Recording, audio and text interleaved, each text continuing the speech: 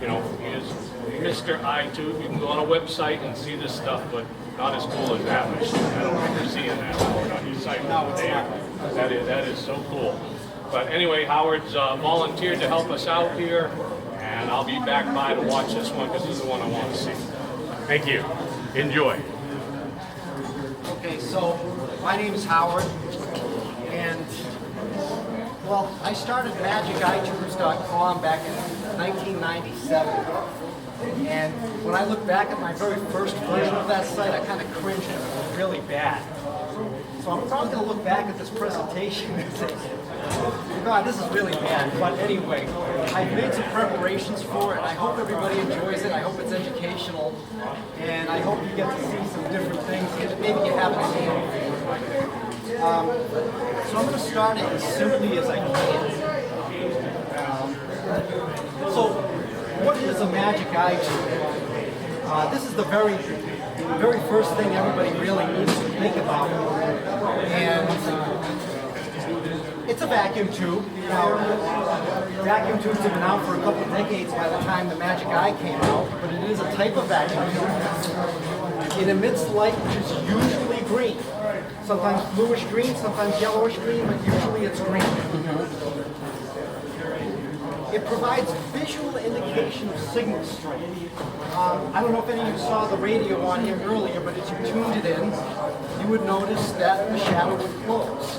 So visual indication is really the key of what this tube is supposed to do in a practical sense.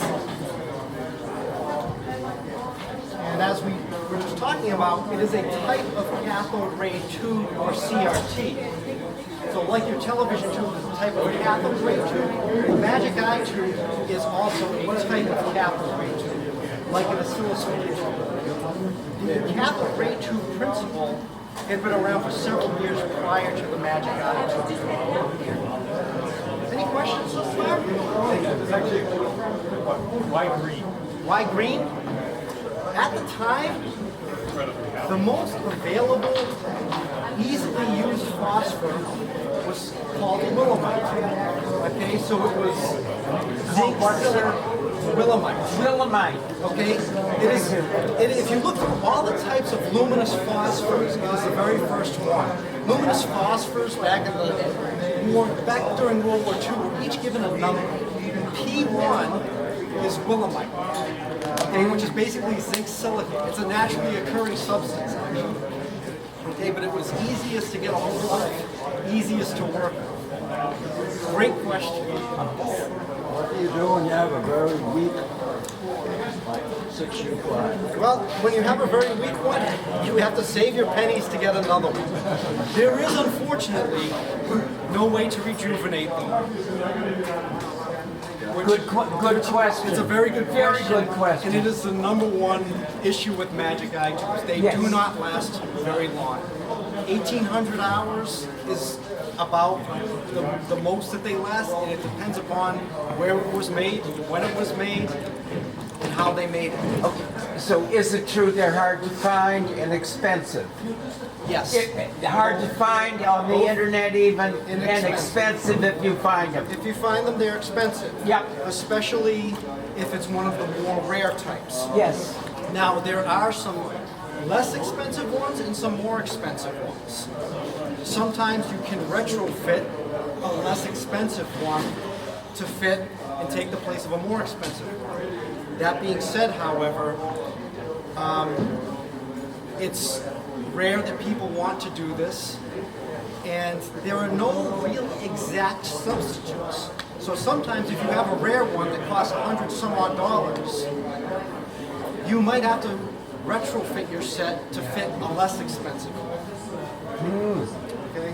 If you have a 6U5, as we were talking, which generally goes $30, $40, if you wanted to retrofit a 1629, you'd have to make an adapter to do it. The 1629 you could find pretty easily for $3 or $4 at some hamfests. You can use a 6E5. You could use a 6E5, which is cheaper. The 6E5, however, may close much more quicker than a 6U5. So if you add a set, especially with a tuned RF stage that is very sensitive, the 65 would close completely on a very strong signal. Okay? And sometimes you tune it around, the eye would be more closed than it would be open. But it is possible. It is one you can plug right in without making any modifications to the set. I've also taken an old TV booster. You hooked it up to the filament circuit on one that was just a little dim. It did work. It does work. It does How long? work, I don't but know. for not for long. You can also increase the B plus voltage, but that has side effects. That first of all makes the tube less sensitive in terms of opening and closing, and it wears out what remaining phosphor there is there much quicker. So we'll get more into that, but so here you go. How does this thing work? We talked, well, I'll talk starting with the cathode because that's where it all starts. You have a cathode which emits electrons. Now electrons are negatively charged particles. And they go towards the target with a fluorescent coating. That fluorescent coating, as I said, was willemite, zinc silicate, the compound name, which glows green when it's struck by electrons coming from the cathode. The control vein either attracts the electrons or repels it, depending upon the applied signal. So if the signal, based upon our law of charges, if the signal is negative, it will repel the electrons, creating a shadow. As it goes positive, it attracts the electrons towards it, which makes the shadow more narrow to the point where it closes. This tube that people were asking about, which is a demonstration slide, I'm going to fire that up. Now what that is basically you have your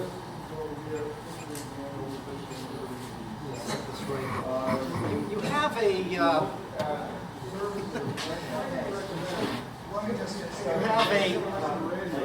cathode, which is a filament. It's just lines up and down that you can't see, but you have several bars. That is your control vein. Right now I have, according to this meter, I have -1 volts on it. I'm going to vary that and make it more negative.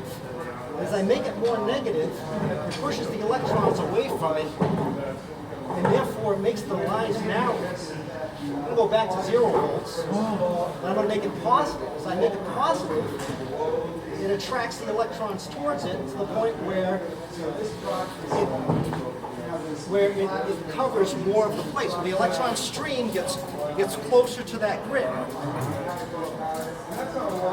This is the basic principle on which every tube here works. It's simple law of charges. Any questions about that? That large? Strictly as demonstration, like what we're doing now. Classroom demonstrations. If you were to hold a magnet to it, you could get the pattern to move. So where did you get that large tube? Is that a special item from a special company? That was a special item from Western Electric back in 1937. I was lucky enough to stumble across one. They are very rare and not cheap. Oh, jeez. Okay. God. So yeah, it's not a very common thing to find. If you're lucky, what you'll do is you'll find an old school that's throwing out a bunch of old scientific things, and lo and behold, there'll be one in it. Yes. How many hours do you think are on that tube so far? So far, I have no idea. Probably since it was for a classroom, I'd say under 100. It was probably used for a very short period of time at a time, but I have no way of really knowing. I don't even know where it came from. So you found the tube and the socket for it somewhere. Yes, the tube. And you put it into this device you made. Exactly. The tube and the socket. Yes. Woo.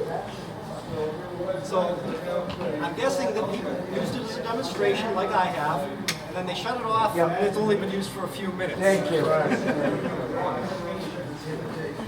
So, as I said, all the tubes you see there use the same basic principle. It's law of charges. You have a cathode that emit the electrons. You have the target that glows green, and then you have your control vane, which is going to basically take that electron stream going from the cathode to the target, and it's going to decide where those electrons go by the voltage placed upon it.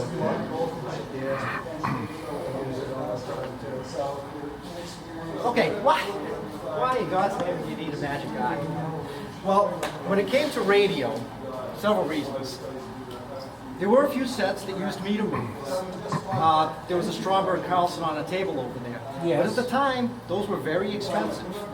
They were used in very few sets, a couple zeniths, and a handful of others. They were very expensive, and the Magic Eye was just far less expensive. I don't have exact dollar values, but I also mentioned a shadow type indicator, which is another type of meter. It's almost like a meter movement. I have one here. Everybody can pass it around. Unfortunately, it doesn't work very well. Thought I had it. But both of these were expensive, and they would also be temperamental.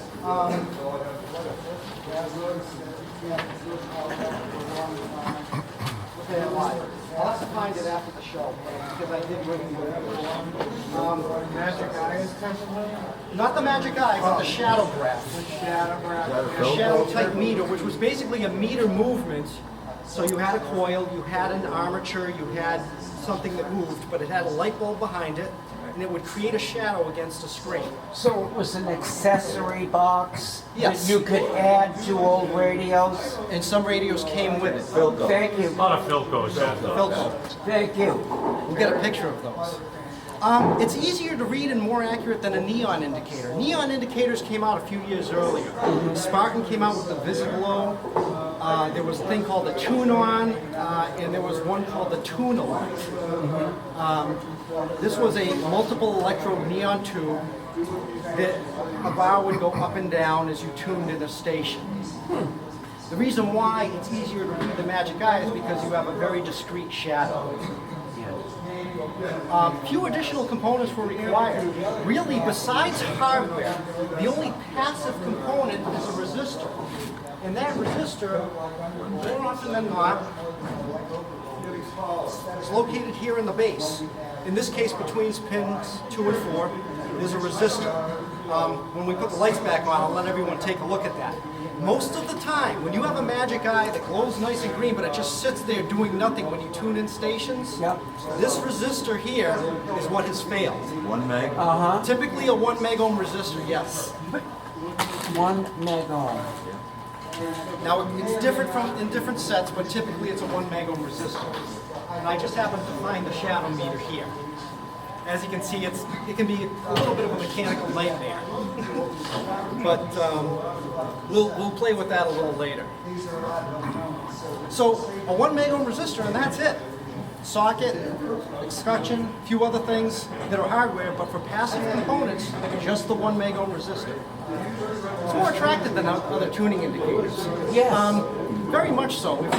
If you think about it, you know, I wasn't here when this thing came out back in '35, but I remember when the blue LED first came out, the real blue LED. Yeah. We were sick of looking at an incandescent lamp with a blue rubber booty over it. Yeah. When we got a real spectrally pure blue, that was something else. I remember my friends coming over to look at that. When the Magic Eye came out, you had a spectrally pure green device. It looked much nicer than everything else that was out there for tuning and computers. Novel features on sets were profitable. Visual tuning aids. Your hand-eye coordination is better than your hand-ear coordination. So by having a visual tuning aid, you would actually achieve resonance better. You could do it with the volume down. And that was one of RCA's advertising things. Now here's another one. We'll talk about this more. Automatic volume control, sometimes automatic gain control, somehow created a need for the Magic Eye. Now,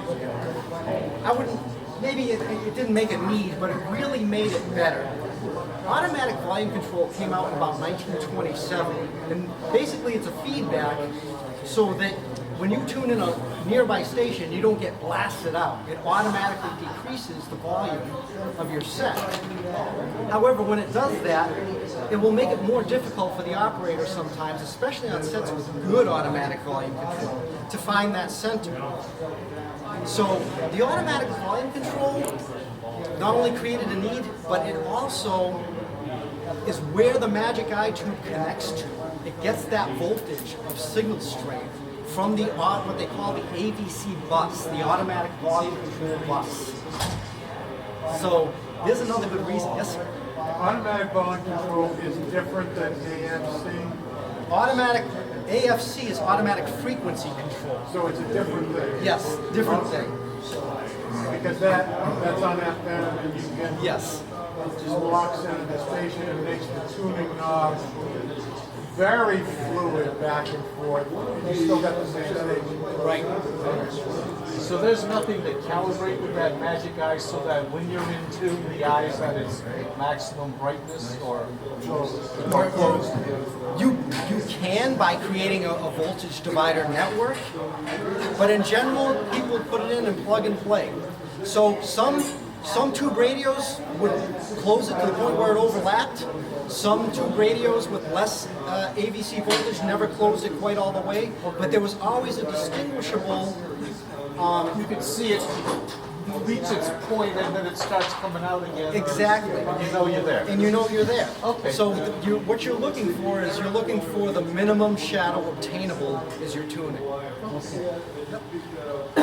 So, when a proper tuning eye tube was installed in a proper multi-band set, would it work on the short wave, the medium wave, and FM bands equally well because the circuitry compensated for the different bands so that it would it work on all three bands? Yes. Yes, it would. And it would basically respond to signal strength provided that the set was calibrated and working correctly. Yes, it would. But it got the signal strength in a different way from the FM circuitry Yes. than it did from the AM It circuitry. did. But that was all built into the circuit, Correct. like on an H.H. Scott or fancy. Yeah. Right. And if, Yeah. and if you think about it, those had two Magic Eyes in it. Oh, one they for had FM two. and one for AM. Oh, yeah. We'll get into that a little later. Why not? Why not the Magic Eye? Well, it's not really a necessity. We've been tuning radios for years with no issues, right? Yeah. As we talked, short useful life. They don't last that long. They really don't. Even the newer ones, the early ones didn't last long at all. Some people replaced them quite often. And here's the big one, high licensing cost. If you wanted to use one of these in your radio, and you were a manufacturer, RCA was going to charge you a premium to use their tube and their circuitry. Okay? Therefore, there were some manufacturers that did not want to use it. So we're going to get into those more a little later about why not, why, Yes. and show you what happened there. Yeah. I'm going to bore you with some history. We're going to talk about, we're going to go back before the Magic Eye came out. We're going to go back to 1932. So it wasn't Marconi No, who invented it? not Marconi. No. If you look online, it's pretty much a general consensus that Alan B. Dumont, who was probably best known for his advances in cathode ray tubes, picture tubes, his Teleset televisions, which were the high-end televisions in the 50s, and the Dumont television network. It states here that in the 1920s, he invented and patented high-speed manufacturing and testing equipment that resulted in dramatic increases in receiving tube production. So he was quite the inventor. Yeah. He was quite the engineer. Dumont developed an all-electronic television receiver in 1938. That was pretty amazing because, well, a lot of the television designs had mechanical aspects to it. His was all electronic. If you look at the work that he did, it evolved around the cathode ray tube quite a bit. Here's the statement here that, well, we're going to talk about this. In his home laboratory in 1932, he developed the cathode ray tube, then sold the rights to his magic eye invention to RCA for $20,000. 20,000, you're probably talking $350,000 in today's money. Not a lot, but enough to start your own little thing. I'm going to kind of contradict this. But before I do, I want it to be known that Rensselaer, where he went to school, is a place that I would never get into. Okay, I'm a lazy person. I'm very undisciplined, and I dropped out of a community college. So know that before I go contradicting what they're saying. Okay, look at what I'm about to present to you. Yes. Keep that in mind, because I've never had higher education the way you did. The statement has some correct things about it. I've heard different values. I've heard 19,500. I've heard close to 20,000. This was supposedly the amount that RCA could basically pay somebody without having the board of directors all convene and bicker over it. So that's the amount that they chose. But when they say his magic eye, that's where I kind of disagree with what they're saying. I'm going to show you why. If you look at this patent that was bought, and he had a very good vision here, because it's his vision that's basically used. He says it is contemplated that the invention will find wide use in connection with the indication of the tuned or resonant conditions of radio receiving sets. Well, that's what the magic eye does, right? It's called cathode ray device. He filed this in May of 1932. But if you look at his design, it's a very interesting design, much like a cathode ray oscilloscope tube. You have an electron gun. And the luminous particles, the willemite that we were talking about, are actually coating the glass. Much like you have with some of the upper tubes here. Yes. It's not on a metal target.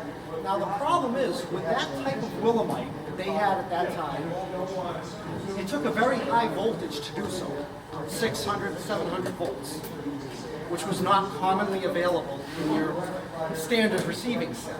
Yeah. So his design took a high amount of voltage and had a rather interesting amount of components to go with it. You kind of had an extra triode to amplify the signal. But if you look at the design, what it would do is you had two electrodes, numbers 8 and 9, that would basically move the line, move the electron stream back and forth. So a dot would move back and forth on the end of the tube. This was the patent that RCA bought. That's like for TV. I'm sorry? Isn't that like a TV? Exactly. It's like an oscilloscope tube. It's like a small oscilloscope tube with only one axis. Only an x-axis, no y-axis. That doesn't mechanically deflect, does it? No, it's not mechanical. It's electronic. It's using the law of charges. So the electron stream, okay, is going to go in the direction of the more positively charged deflector. So it was a moving dot that made a line? It made a line or a dot on the screen which would move up and down. Yes. So that was his invention. But the fact that he stated this is really why RCA needed it. The patent claimed a luminous device, fluorescent device, a cathode ray tube type device that was to be used in radio receivers as resonant indicators. Okay. Right. But on your other slide about Dumont, about the television section, This one, yep. the Germans had operating television also in 1933. Mechanical. What, excuse me? Mechanical televisions. They did not have electric. Oh, They were mechanical. mechanical televisions. Oh, the one at the Olympics was mechanical. Oh, okay. So, so when you look at this, he had all the ideas, his concepts are what was used here. And this is why RCA needed this. But the design that you see is not the Magic Eye that we've come to know and love. Yes. Yep. So RCA hired several, or worked with several engineers. And you can kind of see Dumont's design here. This patent was filed in 1934. You see the first and the third tube are very similar to Dumont's design. Yeah. But as the engineers worked a little more, they realized that with the high voltage needed to run those tubes, it wasn't practical for a radio set. What they started to do is to put the coating, the fluorescent coating, on an electrode inside the tube. That way it could be used at the voltage, which was about 230 volts or so, that the receiving sets typically have. In this tube here, the second and the fourth, number 53, that's the coated electrode. You have a grid there, which is the actual control grid. And then you have a filament. Now the filament is wound in a way that it is nonlinear, so that it would emit more electrons towards the top and less at the bottom. The result, therefore, is as you made that grid more positive, the top would light up first on that number 53, and then the line would gradually grow down. Okay? This design never made it to a radio set. Yeah. And it has a few flaws.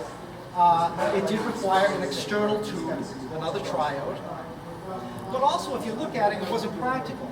The electrode that lit up was behind the grid, behind the filament, so you'd have to look through the filament, through the grid, to look at the beam of light. Again, now we're into later in 1934, you come out with two other designs. This first one has a plate that's a mesh that's coated with the fluorescent material. And on the right, you have one with a rod. What's different about these is that it has a normal filament, but the grid, if you look at the grid, it starts with a very wide spiral, and then it gets tighter as you get towards the top. You see that, how this grid starts with a very wide spiral, then gets tighter? Yeah. So as that becomes more negatively charged, the top would stop glowing first, and then the bottom would stop glowing last. Okay, so the design on the right had a rod that was coated with a fluorescent material. And that rod would glow in the same way, up and down. Again, these tubes have the problem that the glowing part is on the inside, and you really can't see it that well. Neither of these tubes made it into a radio. But you notice now they're no longer calling them electron devices, they're calling them tuning indicator tubes. Calling them what? Tuning indicator tubes. If you Yes. look at both these patents, tuning indicator designs, but never made it to a radio. Okay, now we're getting into the middle of 1935. You still, with this, have a mesh plate. And this time, you have something different. You have a triode built in. The triode doesn't glow. This is what glows up here. You have a control electrode, which, if you look from the top, is like this, which takes the electrons from the cathode, and it either attracts or repels them. So as you looked at this side of the tube, you would see the mesh glow, and then as you tuned into station, it would close and it would open. This also didn't make it to a radio. But look at the date, June 27th of 1935, and look at the patent number, 2051188. On the same day, one patent later, also for RCA, Herbert Wagner Yeah. files this patent. Look familiar? Yeah. This is the magic eye tube that we've come to know and love. Okay? Yep. Very basic 6E5. On that same day, What did you say? 6U5? 6E5. 6 what? E5. 6E5. Correct. Thank you. And that was the first magic eye tube available to the public. It was registered with the newly established tube numbering system on the same day. Okay. Go ahead.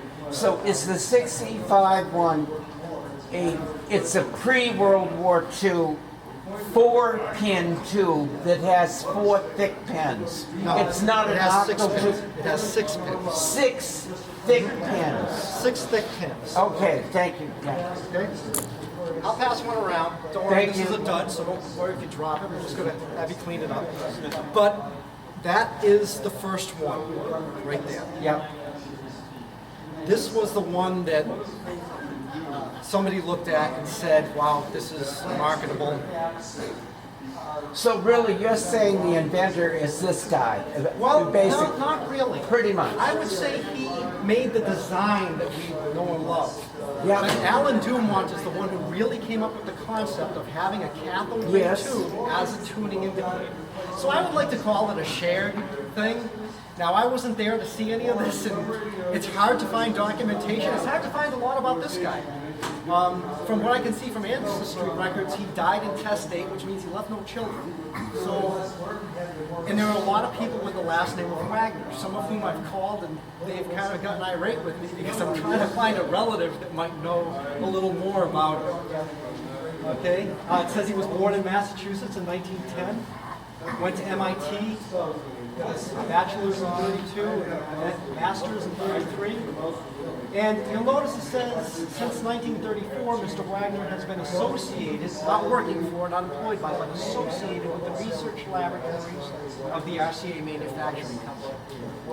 If you look at the engineers in some of those prior patents of the tubes that didn't make it into a radio, you'll see that they were also working for RCA, but not necessarily employed by them.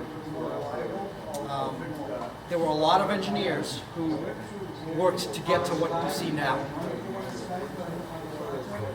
So I like to think of it as basically a shared thing. If you look at Dumont's patents between 1932 and 1935, he's working on television tubes. He's working on oscilloscope tubes. He's refining the elements. Okay, because he used that money that he got for his patents to build up his business with cathode ray tubes. Okay. Go ahead. Okay, in the 1920s and in the 1930s, there were both rich people and poor people in our country, okay? So, am I correct in saying that the more rich people had very fancy radios like Dumont and whatever that would have been more likely to have this type of seeing eye tube in it than maybe the poorer people who had less expensive radio sets?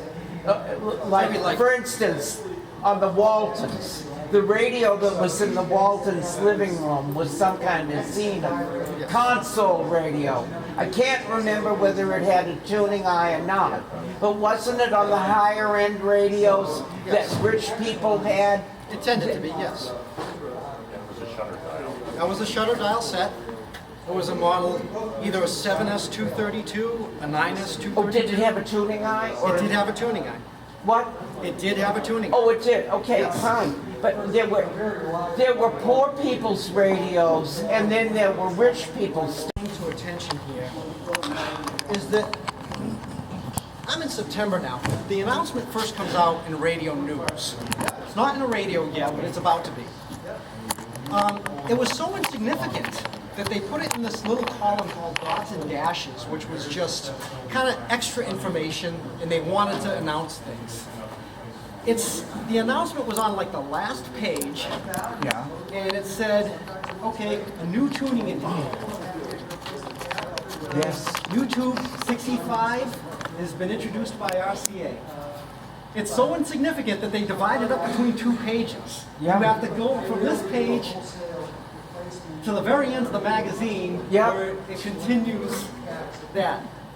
Notice that nowhere here, and nowhere in any of the patents, is this called a magic eye. The term hasn't even been coined yet. The soonest I saw the words magic eye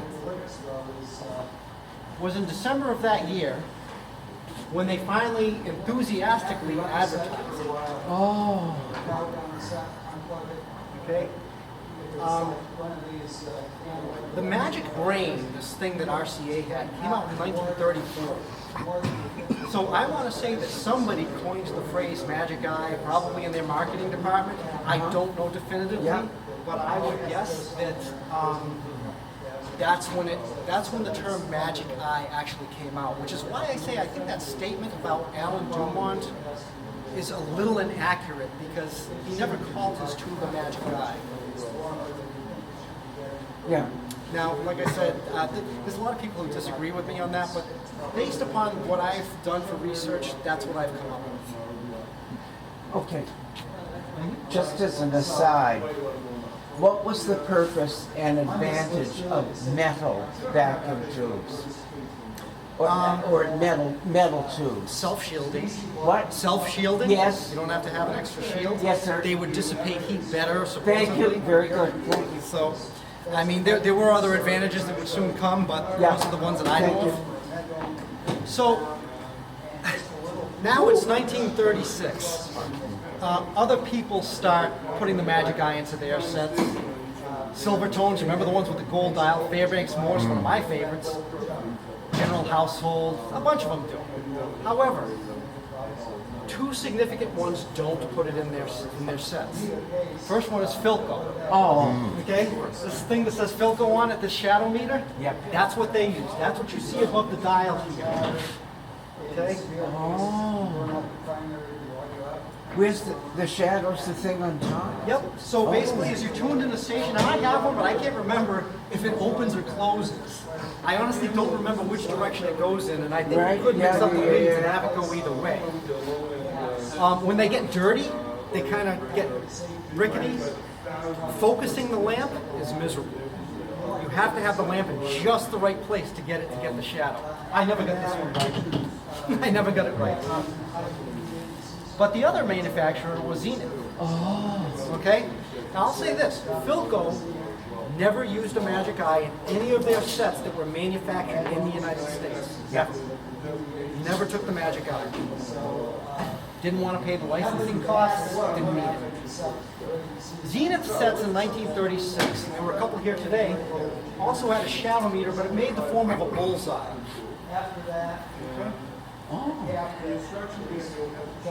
Oh, so that's what the Waltons had. In the, No, that's not what the Waltons had. Oh, I'm Theirs sorry. was a 37 model. And in 36, Yeah.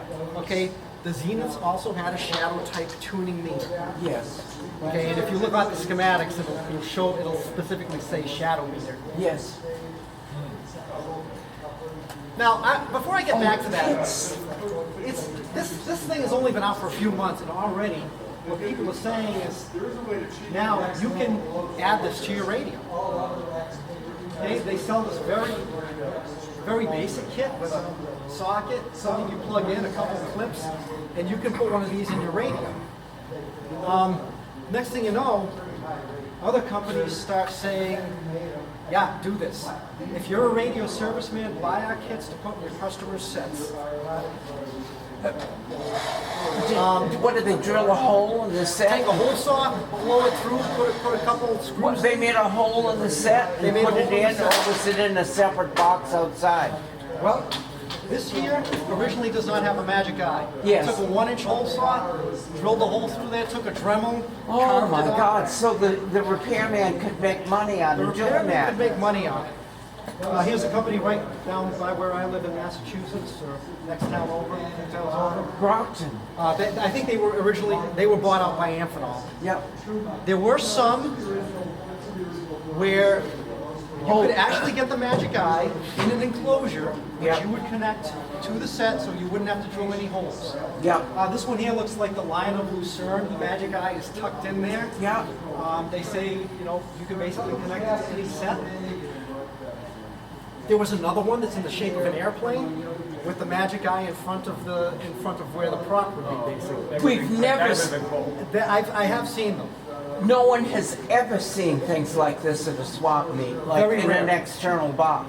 Yeah, very rare. Never seen it. Extremely rare. Yeah. Of course, RCA comes in and they make a pretty bold statement here. I'll read it for you. It says, always carry an RCA cathode ray tuning kit to show your customers. You'll make a sale almost every time because everybody wants one.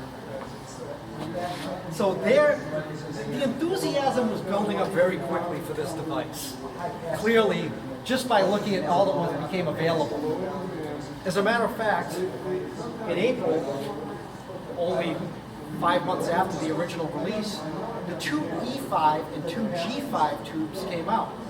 These tubes were never installed into a radio, or I'm sorry, an original radio in the United States was never sold with these tubes. These two tubes were registered specifically for people who wanted to add a Magic Eye to their set that had a 2-volt or 2.5-volt filament strip. That's the only reason these tubes were made. So obviously, there was a big amount of hype at this time about retrofitting a Magic Eye into a radio. Wow. The hype builds up. And you start seeing people use the Magic Eye for other things. Professor designs a titration device, basically a conductivity meter that uses the Magic Eye. Wow. And the next thing you know, probably one of the largest uses is as a null indicator and a capacitor checker. This made capacitor checkers easy to use and inexpensive. And if you look at capacitor checkers that go into the 70s, they use the Magic Eye. I have one here, we'll play with it a little later. The beauty of it is the Magic Eye works very well as what they call a null indicator. Null indicator is when you balance a bridge and the voltage is 0 volts across it.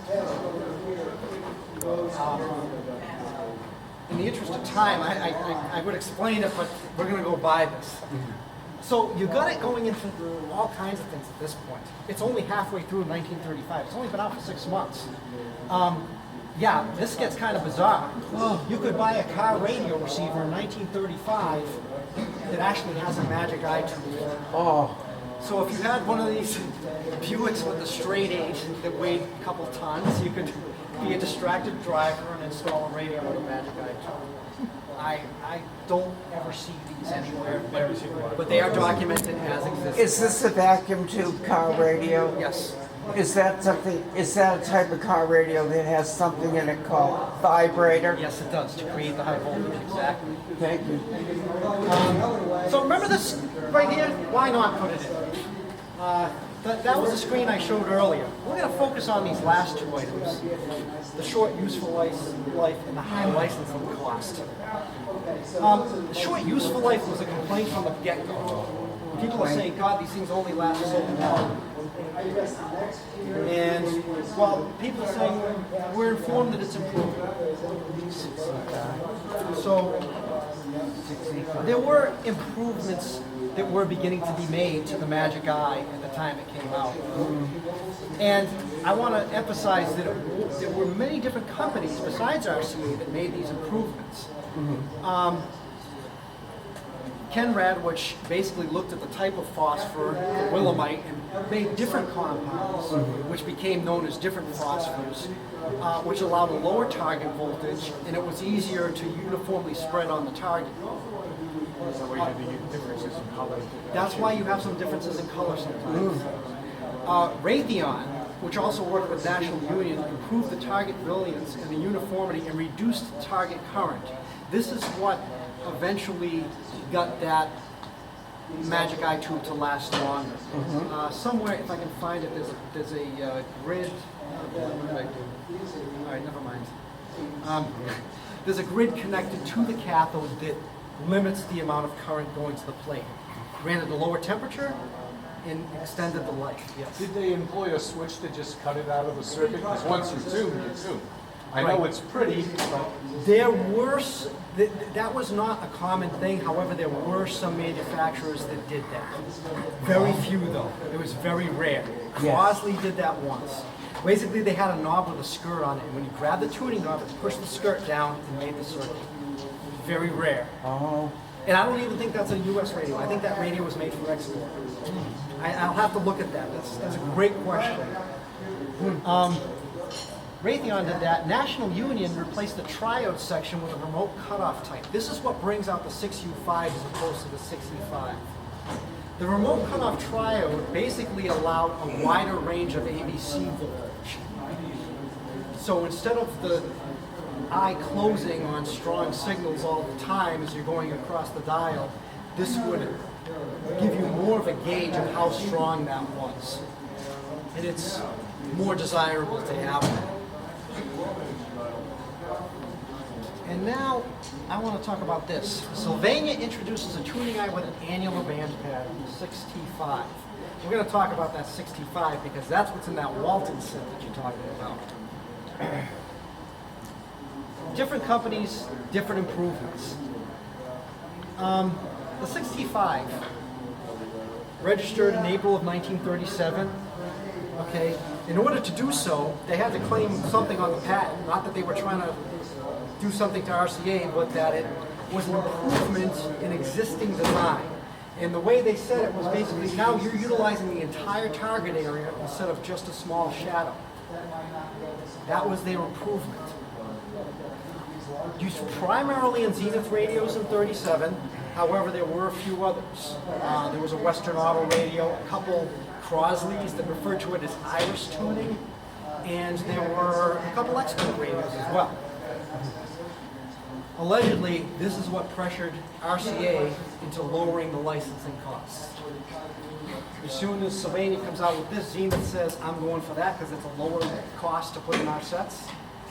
And now RCA says, okay, whoa, we're going to lower our licensing costs so you can do the 65 and the 65.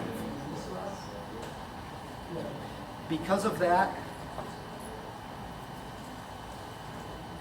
it's one of the most collectible and expensive tubes today. which one? The 6T5. The 6T5. Thank you. I sold the one that was originally in here for $175. Oh, jeez. Production stopped in 1939. Okay. Basically, the 6U5 and 6G5 types were so similar electrically that they were combined, and it was stated that this could be used, the 6U5/6G5 can be used to replace the 6U5, the 6G5, the 6H5, and the 6T5. That is why production stopped, and everyone started to put the 6U5, 6G5 in place of any of those other tubes. This is what makes them difficult to find. They were only manufactured for a few years. If anybody didn't see that, I'll bring it back up over here after. Now, you also saw other things in the late 30s. Okay, Philharmonic came out, 2 Magic Eye tubes. Anybody? This was in the homes of the rich people Probably. in the 30s and 40s, and ate like that. But if you could build your own, okay, according to Radiocraft, you could build theirs with 3 Magic Eyes. Okay, I don't know how many people build these things or what, but Radiocraft came out with an article where you could build a 3 Magic Eye radio. Probably unnecessary, but still demonstrated the hype around the tube. He's smoking a pipe. 1938, RCA comes out with their Channelist, which is a test instrument which uses 4. So there's quite a bit of hype in the late 30s. This is where most of this style, the 6E5, 6U5 was used. Okay, before the war, there were about 3,000 or 4,000 sets. I don't know the exact number. It's hard to get to, but it's about 4,000. One other thing that happened before the war in '39 was that in France, they registered this type. This was the 65 and the 6U5 in a single envelope. You had one triode that was a high mu triode and then a remote cutoff triode, so you had two different sensitivities. That evolved into the 6CD7 or the EM34, which is another quite sought after tube. The 6AF7 was the first, the EM34 kind of came out after the war, but it's the same exact tube for all intents and purposes. One's got a different base.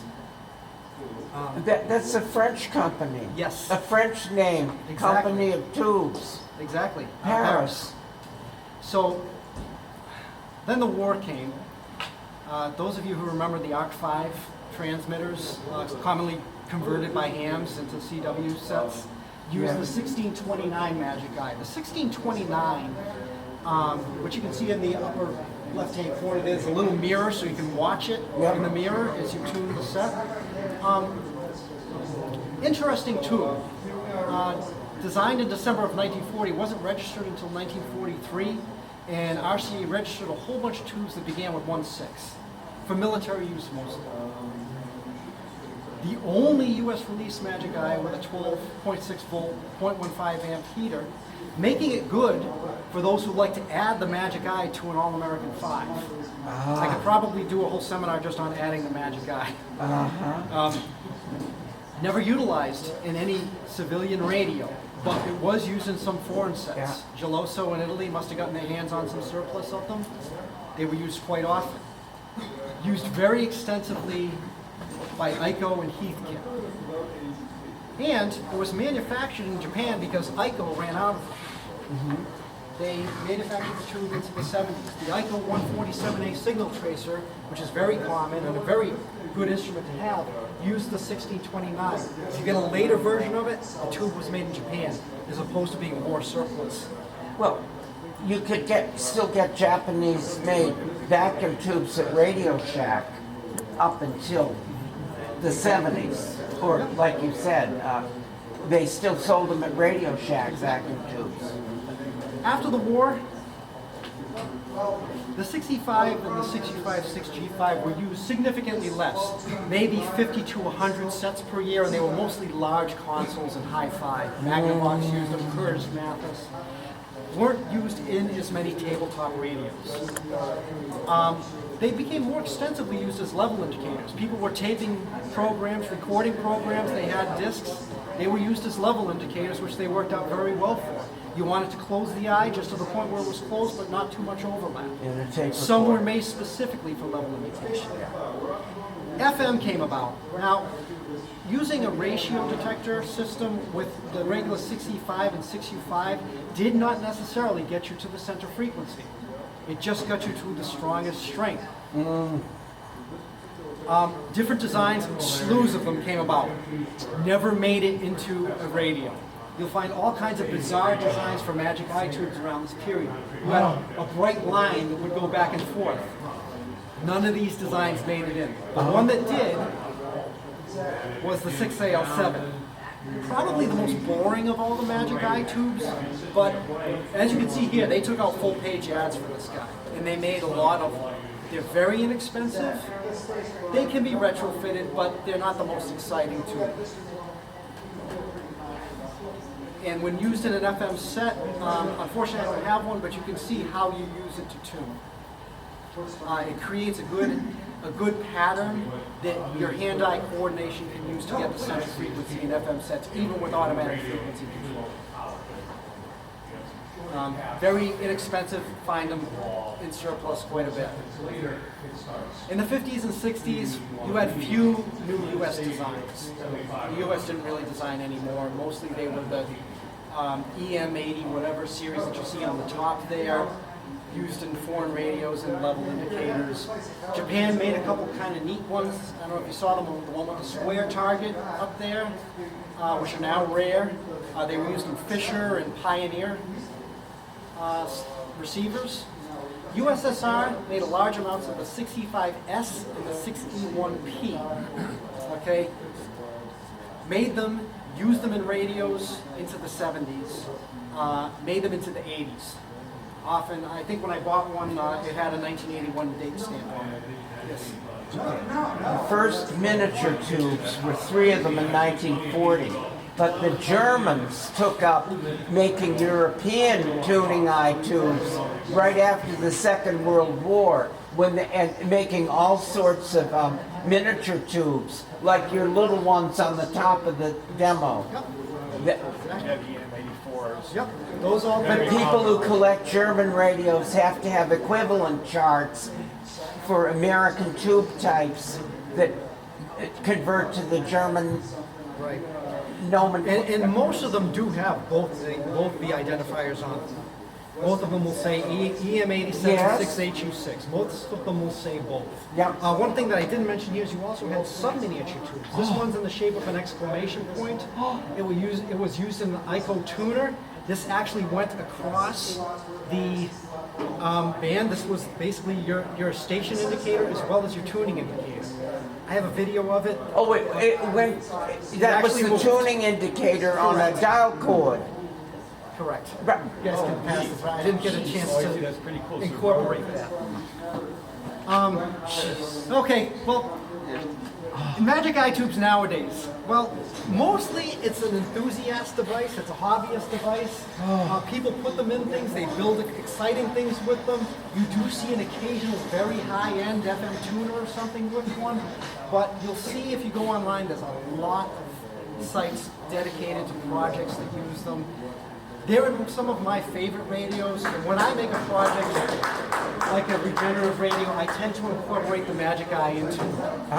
The gentleman who made the sculpture using a vacuum cleaner and all other parts, I made the circuit for him to put the Magic Eyes in there. So, anyway, I think that's the end. A couple things I've learned. The numbering systems are often in violation of conventional numbering systems. So you might have, for instance, a UM4 tube and an EM4. And by conventional numbering systems, one has a 6-volt filament, one has a 12-volt filament, true. However, with those particular tubes, you have totally different bases. So you can't always rely upon conventional numbering systems. Exact substitutes are rare. There are close substitutes. Some that might give you a more sensitive pattern, some that might have a slightly different pattern. Exact ones are rare. Different manufacturers would use the same number, but their tubes would be different. You can have an EM11 with 4 shadows, you can have an EM11 with only 2 shadows. So different manufacturers, whether it's Philips or a Tungsram, might have a totally different display pattern. However, one thing I see, if you look through hobbyist magazines starting back in 35 going forward, there's always, within a decade, there's always a handful of articles about the Magic Eye tube, even to this day. Okay, so a few different things. I got the information from nationally the U.S. Trademark and Patent Office, AmericanRadioHistory.com, which is a great source for magazines. It's searchable. A lot of Gernsback publications and tube manuals. I didn't list every single one here, and in the interest of time, I would say online is the best place to get information. If we look it up on Wikipedia, will we get a good article on the subject? Yes, they have a very good article there. With references and Yes. maybe links? Or, I think they do. They do have links. thank you. Okay? I have a 63 Zenith console and it has this Magic Eye in it, but it's like the length of the tube. You know what I mean? Is that the tube would be shaped like that and it comes in like this. It's on top Do there. you know? It's one of It the sounds like ones. this one right here. Does it? Yeah. Yes. And the top of the yes. Yes. Okay. Now, is that a common tube now? Yes. Not only is it common, there are Chinese-made versions of it. Well, that was used extensively in German radios too. The German equivalent of that. So yes, you can. Would That I is be one able to tube. get one fairly easily? Exactly. Yes, you can. What do you think it would cost if I had to get 20, it? That I don't know, $25. Maybe $20. Oh, all right. Okay. It's not like in the hundreds. No, it's not in the No. hundreds. The hundreds don't get until you get into something like one of And these. do you think that that's new style? that design now lasts a lot longer than the Yes, original one? yes it does. Yes, So more than the 1,800 hours? yes, Yeah. it does. Do they make larger ones for dramatic effect? Not that I'm aware of. It would be cool. It would be I bet neat. you could start up a business. Think it's so? You mentioned about earlier about the aftermarket 2.5 follow tubes and 2.5 films. Yes.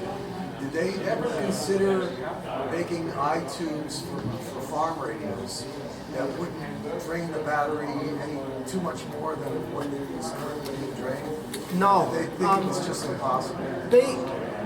I think what they found was with the low current filaments that they really couldn't get the amount of electron stream necessary to light it up.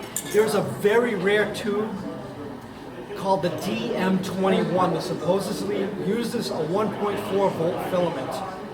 It's a foreign tube. I've never seen one. They allegedly did it, but I have never seen one. But that's a great question, and you know, if I ever did see one, that would be neat. Dry batteries in those days are just Yes. not much. Good.